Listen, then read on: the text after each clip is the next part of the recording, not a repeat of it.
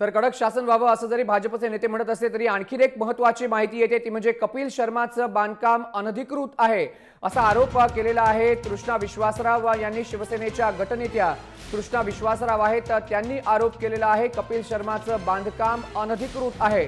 कपिल शर्माने आरोप केला 5 लाखांची लाच मागण्याचा। तर भाजपने माफ करा शिवसेनेने कपिल शर्मावरती आरोप केलेला आहे की कपिल शर्माचं बांधकामच अनधिकृत आहे। आणि तृष्णा विश्वासराव यांच्याशी बातचीत केली आमचा प्रतिनिधी रामनाथ दवणेने। सभागृह नेत्या तृष्णा विश्वासराव आहेत। तृष्णाजी, इंटेरियर करण्यासाठी कपिल शर्मा यांची जी मागणी होती या मागणीसाठी महापालिका अधिकाऱ्याने 5 लाख रुपयाची लाच मागितल्याचा आरोप जो आहे कपिल शर्मा करतायत। मात्र या संपूर्ण प्रकरणाची चौकशी जी आहे ही केली जात नाही। या प्रकरणी काय सांगाल? नाही, खरं तर मी सकाळपासून कपिल शर्मा यांची बाईट बघत होती मी, म्हणजे त्यांच्यावर फोनवर बातचीत चालू होती, परंतु ते इंटिरियर नाही आहे। मी खरी बातमी ज्या वेळेला विचारलं वॉर्ड ऑफिसरांना, त्यांचं असं मत आहे जे रॉ हाऊसेस आहेत त्या ठिकाणी त्यांनी एक बंगला घेतलेला आहे आणि त्या रॉ हाऊसवर इनलिगल माळा चढवलेला आहे। आता ह्यांचं मत आहे इंटिरियर। खरं तर आमच्या कमिशनरांनी एक परिपत्रकच काढलेलं आहे, जर कुठल्या घराच्या आतलं इंटिरियर करायचं असेल तर मुंबई महानगरपालिकेच्या परमिशनची काही गरज नाही आहे। जर इनलिगल तुम्ही बांधत असाल तर तुम्हाला त्यांना खरं तर आम्ही जुलैच्या 15 आणि 16 तारखेला नोटीस दिलेली, स्टॉपर नोटीस, पण त्यांनी तिथे काही उत्तर दिलेलं नाही आहे।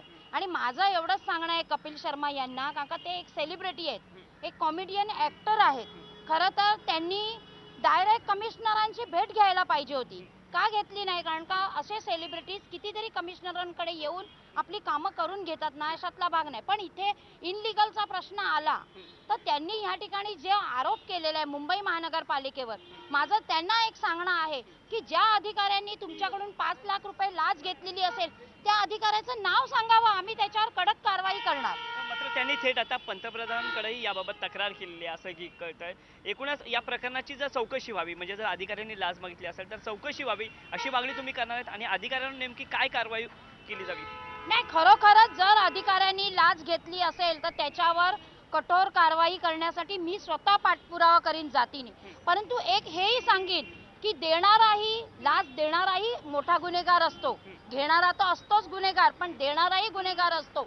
पण या ठिकाणी जर नक्की आमच्या अधिकाऱ्यांनी, मुंबई महानगरपालिकेच्या अधिकाऱ्यांनी जर लाच घेतली असेल तर त्याच्यावर कडक कारवाई आम्ही करू।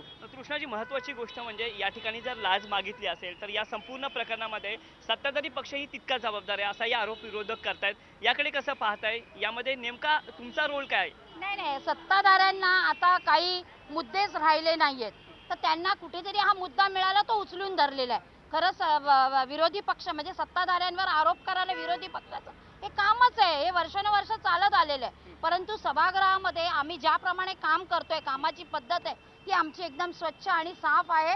जो कोणी आरोपी असेल त्याच्यावर नक्की कारवाई करणार। ऐन महानगरपालिका निवडणुकीच्या तोंडावरच अशा पद्धतीचा पुन्हा एकदा खुलासा होतोय। भाजपा मात्र त्याविषयी कुठलीही भूमिका निभावताना पाहित नाही, सत्ताधारी पक्षात असताना देखील पुन्हा एकदा षडयंत्र वाटतं?